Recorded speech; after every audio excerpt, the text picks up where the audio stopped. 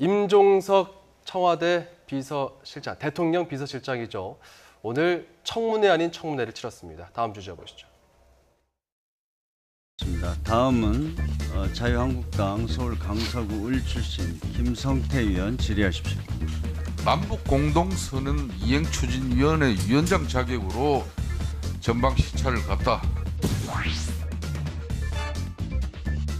자, 비서실장이 되면은 대통령 부재 중에 청와대를 지키는 역할을 한다. 바로 이 내용은 문재인 대통령의 자서전에 문재인 운명이 나오는 구절이에요. 대통령이 더군다나 유럽 순방가 있었어요. 대통령 귀국하고 난 이후에 위원장으로서 뭐 장관, 차관, 국정원장 뭐 데려와서 폼을 잡더라도 잡아야지 말이야. 잘 됐습니까? 잘못됐습니까? 예. 잘못됐죠? 아니요, 저 설명을 좀 드리도록 하겠습니다. 그 설명은 나중에 의원님, 민주당 우리 홍영표 위원장이 뭐 자진해서 이따 또 설명할 시간을 드릴 겁니다. 얼마 전에 이 칼든 칼리파 무바라크 그 UAE의 아부다비 행정청장이 방문해가지고 우리 임 실장 만난 적이 있죠. 그렇습니다. 그러니까 이낙연 총리나 뭐 강경한 외교부 장관이나 조명균 통일부 장관 찾지 않아요. 다 그냥 임종석 실장입니다. 그만큼 대한민국 문재인 대통령 다음에 최고의 권력자. 인정하시죠? 칼둔 청장은 자, 외교부 산자부 장관도 관련한 물었는데 또 칼둔 청장이 나와요. 인정합니까 안 합니까? 예? 칼둔 청장은 자, 좋아요. TV 비건 지난 10월 29일 회담에서 바른 데에 서세요. 예.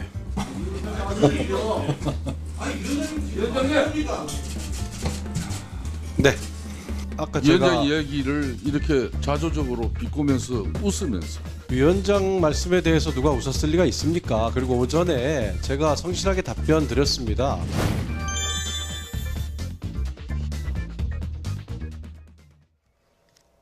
네, 오늘 이 주제 김병민 경희대 겸임 교수, 차재원 부산 가톨릭대 초빙 교수와 짚어보겠습니다. 어서 오세요. 안녕하세요. 김병민 교수님, 네. 일단 들깨로 별명이 알려져 있는 김성태 원내대표가 임종석 실장을 물었는데요. 네. 이 두 사람을 만나기만 하면 꼭 이렇게 좀 신경질이 펼쳐지는 것 같아요. 임종석 비서실장이 나타나는 자리이기 때문에 김성태 원내대표 입장에서는 이번 국정감사에서 다양하게 제기된 의혹들에 대해서 분명히 따져 물어야겠다라는 생각을 갖고 나왔을 거고요. 국정감사장이 개별 의원에게 주어지는 시간이 많지가 않습니다. 따라서 임종석 실장이 또 워낙 달변이다 보니까 임 실장이 해명과 답변을 듣기에는 시간이 부족했을 거고요. 본인은 하고 싶은 얘기를 충분히 풀어놓고 거기에 대한 답변에 대한 기회는 홍영표 원내대표가 어차피 질의할 때 여당의 원내대표이다 보니까 충분하게 임종석 실장에게 해명할 수 있는 시간이 주지 않았겠냐라는 거고요. 그동안 세간에 많이 알려져 있었던 것처럼 선글라스 논란에 대한 자기 정치, 그러니까 임종석 비서실장에 대한 공격이라는 것은 결국은 문재인 대통령과 함께 정치적 행보를 걷고 있는 상황이기 때문에 대통령에 대한 공격일 수도 있고요. 또 한간에서 떠돌고 있는 얘기들처럼 임종석 비서실장을 둘러싸고 있는 여권 내 정치 분화적인 측면까지 공격할 수 있기 때문에 이 야당 입장에서는 임 실장을 향한 정치적 공세를 아마 놓치고 싶지 않았을 겁니다. 네, 언급해 주셨듯이 예. 오늘 시종일관 야당이 논란을 집중했던 게 임종석 실장의 비무장지대 사찰 논란이었어요. 어떤 논란들이 있었는지 정리를 좀 해주시죠. 일단 뭐 지금 야당에서 문제 삼고 있는 부분이 그 크게 세 가지라고 봅니다. 그러니까 대통령이 해순방 중에 청와대 비서실장이 어떻게 청와대를 비우고 비무장지대까지 갈 수 있느냐. 쉽게 말해서 상당히 대통령이 없는 상황이면 비상 상황인데 일종의 근무지 이탈 아니냐. 군인으로 치면 위수직으로 이탈하는 것이라는 것이고요. 그리고 또 간 것도 혼자 간 것도 아니고 안보 관련된 장관들 거기다가 이 국정원장까지 다 대동해서 갔다는 거는 자신이 대통령 없는 사이에 대통령 노릇하려고 한 거 아니냐. 근데 그것이 결국은 뭘 위한 것이냐. 앞으로 청와대를 벗어나고 난 뒤에 임종석이라는 정치인의 개인적인 자기 정치 행보를 위해서 미리 포석 깔고 있는 거 아니냐.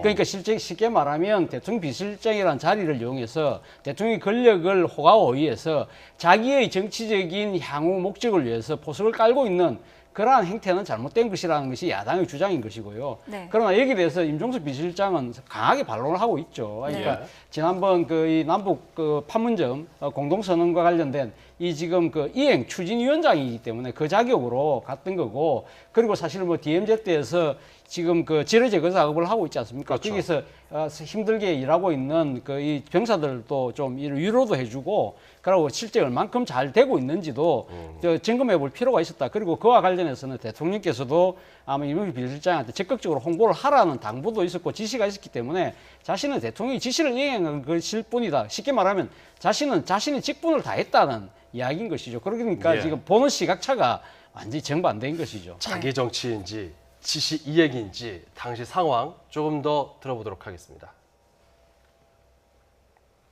왜 이 왕세자 최측근도 그렇고 미 국무부의 이 특별대표 이 비건도 그렇고 그러니까 이낙연 총리나 뭐 강경한 외교부 장관이나 조명균 통일부 장관 찾지 않아요. 다 그냥 임종석 실장입니다. 그만큼 임 실장이 대한민국 문재인 대통령 다음에 최고의 권력자를 인정하시죠? 칼둔 청장은 자, 외교부 산자부 장관도 관련한 물었는데 뭐 또 칼둔 청장이 나와요. 인정합니까 안 합니까? 예? 칼둔 청장은 자 좋아요. 예. 저희 정부 임기 말에 그래서 최종적으로 2기가 늘어난다는 그렇죠. 취지의 말씀이셨습니다. 그러니까 신한울 원전 1, 2호기는 그 뒤에 쳐다보지 마시고 이거 앞에 보세요 앞에. 예? 그 왜 뒤에서 그 이야기를? 새로 하는 걸 얘기하는 것은 아니고요. 현재 왜 금방 또 답변 내용이 또 왜 달라지는 거예요? 언제 제가 예? 답변이 달라졌습니까? 의원님 뒤에 쳐다보더니 답변 내용이 틀려지는. 많이 지적받은 게 선글라스인데요. 제가 좀 이 햇볕에 사실 눈을 잘 이렇게 뜨질 못합니다. 많이 약한데 그 작년 국군의 날부터 사실 이제 그 선글라스를 국군의 날에도 끼고 또 UAE 갔을 때도 꼈었고 또 현충일의 행사 때도 이렇게 이동할 때 끼고 했었는데 알겠습니다. 이번에는 좀 오해를 받게 됐는데 더 옷깃을 여미는 계기로 삼겠습니다. 예, 알겠습니다.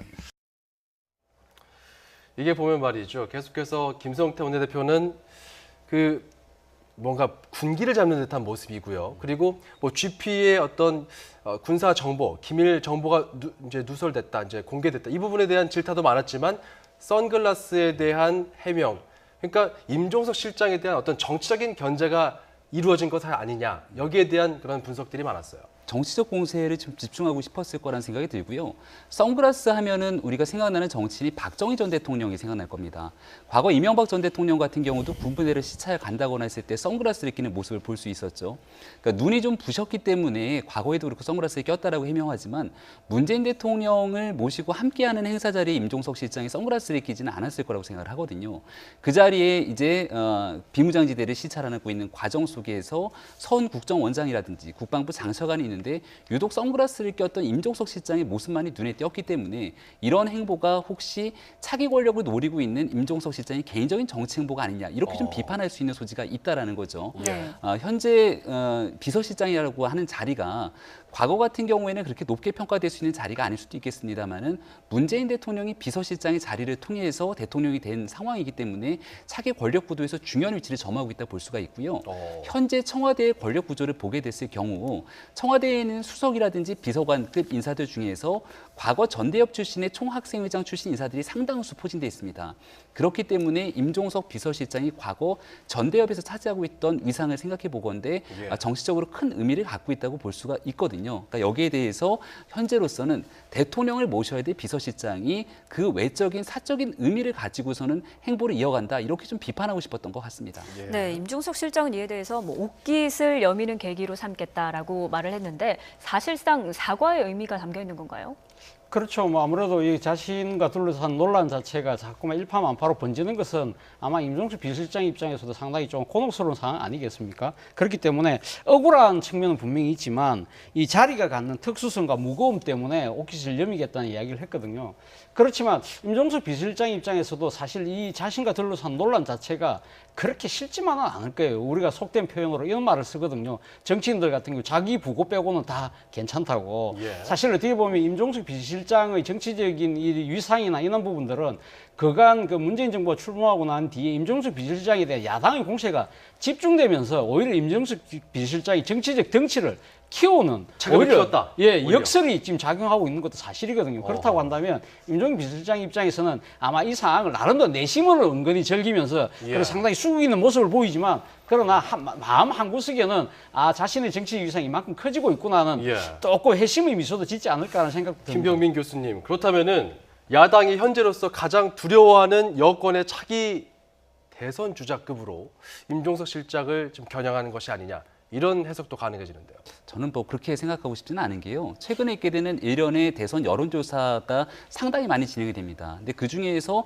대표적으로 차기 여론조사 1위 후보군에 항상 임종석 실장이 자리하지는 않았거든요.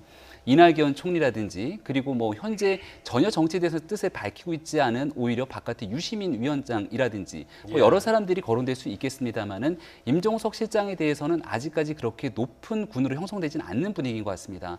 다만 왜 이렇게 야당이 임종석 실장에 대해서 거센 공격을 하고 나오냐면 사실은 차기를 목전에 두면서 이야기를 끄집어내지만 이 문재인 대통령에 대한 실질적인 실권은 임종석 실장이 갖고 있다라는 거에는 부인하기가 좀 어려울 거고요. 예. 지금 있게 되는 현 문재인 정부의 가장 중요한 고리 중에 하나가 바로 이 대북 문제일 건데, 대북 문제의 관계에 있어서는 임종석 실장이 과거부터 해왔던 이 대북관에 대한 여러 가지 행동들이 있지 않습니까? 예. 그런 측면들을 부각하는 과정에 문재인 정부에 좀 힘집어 내기 위한 정치적 의도가 포함되어 있다, 이렇게 좀 분석할 수 있을 것 같습니다. 그렇군요. 알겠습니다. 이런 가운데 홍영표 민주당 원내대표는 자기 정치하고 있다라고 공세를 퍼붓는 한국당에 선을 긋는 모습인데요. 들어보시겠습니다. 저는 뭐 그런 것이 없다고 생각합니다. 뭐 저로서는 지금까지 그렇게 뭐 권력을 사유화했다거나 이런 것은 없었다, 이렇게 생각합니다. 선글라스 왜 끼느냐 막 이런 얘기들 지금 하잖아요. 그 지난번 일도 뭐 충분하게 그 해명을 했었고요. 뭐 그런 개인 정치라든가 이거하고는 전혀 관계가 없습니다. 네. 네, 홍영표 원내대표는 자기 정치는 없다라고 일축을 했고, 그런데 이런 가운데 박지원 의원은 이런 이야기를 했더라고요. 임종석 실장이 이미 뭐 거물이었다, 이런 평가를 했어요. 사실 임종석 비서실장이 2000년 16대 총선에서 국회의원이 됐거든요. 제 기억으로는 그때 당시 임종석 의원이 최연소 의원이었어요. 그만큼 정계에 이게 데뷔할 때부터 상당한 주목을 받았었죠. 그렇기 때문에 상당히 그때 당시부터 두각을 나타낼 수밖에 없었던 것이고요. 그 무엇보다도 사실 임종석 비서실장은 정치인이 되기 전에 우리가 많은 사람이 느끼기에 임길동이라고도 많이 알고 있잖아요. 전대회 의장하면서 상당히 그때 이 수배 과정에서도 상당히 신출귀몰하듯이 학생운동을 리드했고, 그리고 1988년도에는 임수경 씨를 또 북한에 보내서 상당히 또 그 상당한 파장을 불러일으켰지 않습니까? 그렇기 때문에 그런 측면에서 본다고 한다면 임종석이라는 정치인은 사실 정치인 되기 전부터 이미 거물이 되어 있었던 것이죠. 그만큼 그러니까 박지원 의원이 이야기하는 것은 임종석이라는 사람이 가지고 있는, 정치인이 가지고 있는 상당히 여러 가지 요소들이 상당히 대중 정치인으로서는 상당한 파괴력이 있다는 이야기를 하고 있는 것 같고요. 예. 그러면서도 불구하고 박지원 그러니까 의원은 대통령 비서실장으로 조금 너무 좀 정치적으로 오버하는 측면이 있다는 식으로 견제구는 분명히 날리고 있는 것 같습니다. 그런데 이에 반해서 앞서 우리가 봤습니다만, 자료 화면에 봤습니다만은 홍영표 민주당 원내대표 같은 경우는 이걸 아주 강하게 부정을 하는 것이죠. 만약에 지금 여당의 원내대표가 그럼 대통령 비서실장이 자기 정치한다고 만약에 그걸 인정하는 경우는 상당히 어떻게 되겠습니까? 여권 내에 상당한 또 이 분란이 일어날 수밖에 없지 않겠습니까? 그렇죠. 그렇다고 한다면 아마 그 지금 홍영표 원내대표 입장에서는 그걸 강하게 부정할 수밖에 없는 것이고, 또 박지원 의원 입장에서는 자신이 또 대통령 비서실장을 했기 때문에 아마 자신의 그 경험에 빗대어서 임종 비서실장에 대해서 아마 나름대로는 애정어린 뭐 일종의 조언을 하고 있는 것이 아닐까라는 해석을 해봤습니다. 뭐 이미 임종석 실장은 거물이다, 아니다, 대통령과 긴밀하기 때문에 사실상 대통령의 정책과 그 행정부를 좀 비판하는 것이다, 뭐 이런 입장들이 나오고 있는데, 이런 가운데 자기 정치한다라는 비판받고 있는 이 지적은 조국 민정수석에게도 향하고 있거든요.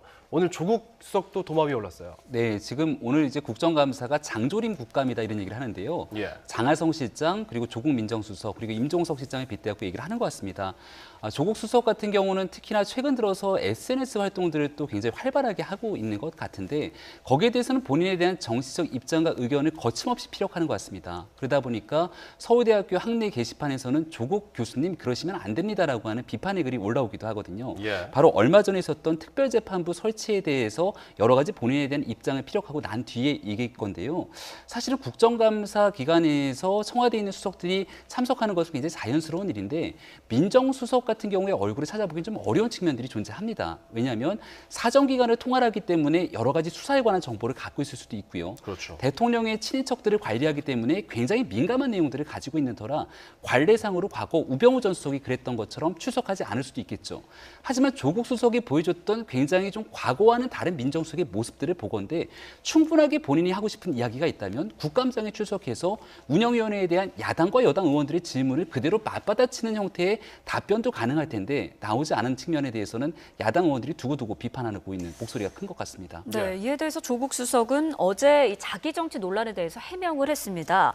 스스로 퍼스트 펭귄이다 이렇게 언급을 했는데 일단 퍼스트 펭귄이 뭔가요? 퍼스트 펭귄이 이런 뜻입니다. 두려움을 감수하고 맨 먼저 바다로 뛰어드는 펭귄. 그러니까 말 그대로 자기는 그러니까 대통령이 참모로서 대통령이 지금 추진하고 있는 여러 가지 그 국정 철학, 개혁 이런 부분들에 대해서 앞장서서 행동할 수밖에 없는 대통령이 참모라는 뜻으로 아마 이야기를 한 것 같습니다. 그렇기 때문에 그 앞서 뭐 말씀하셨지만 사실 이 청와대 민정수석이 국회에 출석하는 것은 거의 안 하는 것이 관행처럼 굳어져 왔거든요. 그렇기 때문에 자신은 대통령을 앞장서서 대통령의 여러 가지 국정 철학을 지금 충실히 이행해야 될 그런 대통령 참모로서의 역할을 더 열심히 하겠다는 뜻을 이야기한 것 같고요. 예. 그런데 저는 뭐 그런 생각을 해봅니다. 사실은 지금 국회법에 보면 이 대통령 민정수석이 그 청와대, 그 국회에 나오지 말라는 규정이 없거든요. 이거는 어떻게 보면 여야가 그 정치적 편의상 타협의 결과로 이제 만들어 놓은 것인데. 과거에는 이제 관행이다 이런 식으로. 관행이죠. 관행인데 관행이라는 것 자체가 그러니까 웃기는 이야기잖아요. 사실 따지고 보면 규정이 아니니까. 그렇다고 한다면 이것이 근데 과거 또 이 지금 그 역대 이 청와대에 보면 예를 들면 지금 문재인 대통령도 과거 청와대 민정수석 했잖아요. 민정수석 시절에 3번이나 국회에 와서 답변을 한 적도 있습니다. 그리고 또 그 김대중 정부 시절에도 신강호 민정수석이 출석했던 사례도 있는 것이고요. 그런 걸 본다고 한다면 그래서 오늘 임종석 비서실장도 그런 이야기를 했어요. 이런 이 지금 국회 오랫동안 관행인데 이 부분에 대해서는 여야가 논의를 좀 잘 해달라. 그 만약에 여야가 이런 식으로 만약에 뭐 국회법에 명시를 해서 반드시 출석하도록 만약에 명시를 한다고 한다면 놓을 수밖에 없는 거 아니겠습니까? 제 생각에는 이렇게 명문화되지 않은 관행이라는 잣대를 갖고 서로 필요에 따라서 자기 주장의 근거로 삼는 행태는 저는 좀 잘못된 것이 아닐까 하는 생각이 듭니다. 예. 네. 그렇다면 이 조국 수석이 의미하는 퍼스트 펭귄으로서의 희생과 위험은 그런 야당 의원들의 그런 집중 포화 이런 걸 의미하는 걸까요? 저는 그거보다는 지금 문재인 대통령이 지금 문재인 정부가 지금 강력하게 추진하고 있는 것이 일종의 적폐청산 아니겠습니까? 예. 물론 뭐 여러 가지 소득주도 성장을 비롯한 경제 운영의 부분도 상당히 신경 씁니다만 민정수석이라는 측면에서 봤을 때는 아무래도 문재인 대통령이 강력하게 지금 하고 있는 나라다운 나라를 만들기 위한 적폐청산에 대한 이 사정과 관련된 일에 자기가 최선을 다하겠다는 의지로 비칩니다. 아마도 얼마 전에 이제 조국 수석이 사법개혁을 본인이 주도적으로 추진하면서 청와대에서 설명하게 되고 이제는 국회 시간이 시작된다라는 얘기를 수차례 해온 바가 있습니다.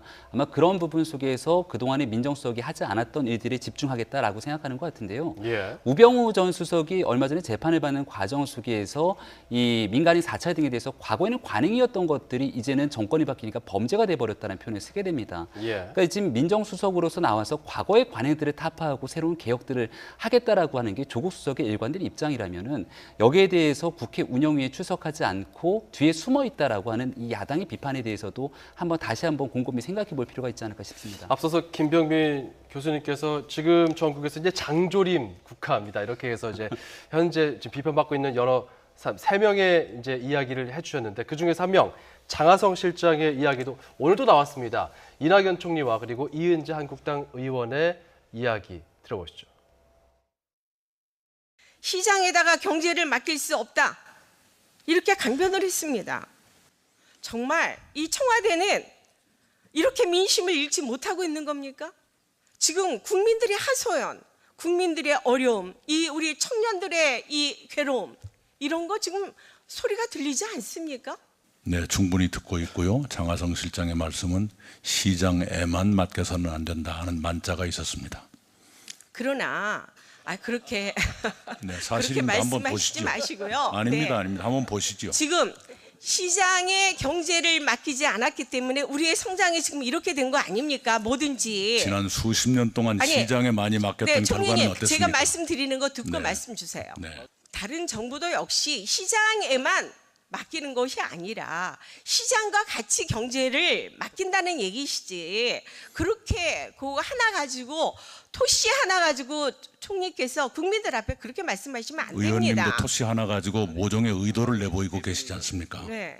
아니 지금 저희도 다 알고 있습니다. 언론을 통해서 다 봤는데 총리님께서 하시는 말씀은 무슨 장하성 실장 대변인 같아요?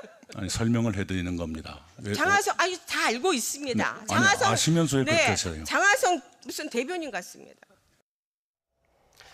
네, 그 토시 이겁니다. 시장에 경제 맡길 수 없다. 시장에만 경제 맡길 수 없다. 이 토시가 많이었는데 두 분께 짧게 좀 질문 드릴게요. 결국은 이 국정 기조, 특히 경제 정책의 기조에 대한 비판이 이렇게 이어지는 거라고 볼 수 있을까요? 예, 그렇죠. 뭐, 그러니까 지금 야당 입장에서는 사실 어떻게 보면 그 경제의 가장 그 핵심적인 주체가 시장 내지는 기업이 돼야 되는데 정부만 지금 앞장서고 있는 것이 아니냐는 그런 비판인데 지금 그 이낙연 총리 이야기는 그러니까 시장에만이 아니라 그러니까 지금 경제 3주체라고 할 수 있는 것이 정부, 가계, 이 기업이라고 한다면 이 3자가 다 같이 해야 된다. 그런 뜻으로 이야기하고 있는 것이죠. 예. 소득주도 성장에 대해서 장하성 실장은 전혀 문제가 없다라고 얘기를 하고 있는 상황이고요. 여기에 대해서 김동연 경제부총리 같은 경우는 인식이 좀 다른 것 같습니다. 예. 내년이면은 분명히 좋아질 거라고 장하성 실장은 얘기하는데 김동연 부총리 같은 경우는 자기 희망을 얘기한다라고 답변을 하고 있죠. 그러니까 여기에 대해서 지금 청와대 내에서 소득주도 성장을 둘러싼 이견들이 분명히 존재하고 있는 것 같은데 예. 그러한 논란들이 증폭되고 있는 걸 어떻게든 막아내야겠다라는 게 이낙연 총리가 갖고 있는 고민인 것 같고요. 그걸 방어하기 위해서 아마 저와 같은 방식으로 일단은 방어했던 모습이지 않았을까 생각이 듭니다. 네, 알겠습니다. 오늘 이야기 여기까지 듣겠습니다. 지금까지 김병민 경희대 겸임교수, 차재원 부산가톨릭대 초빙교수 두 분이었습니다. 고맙습니다.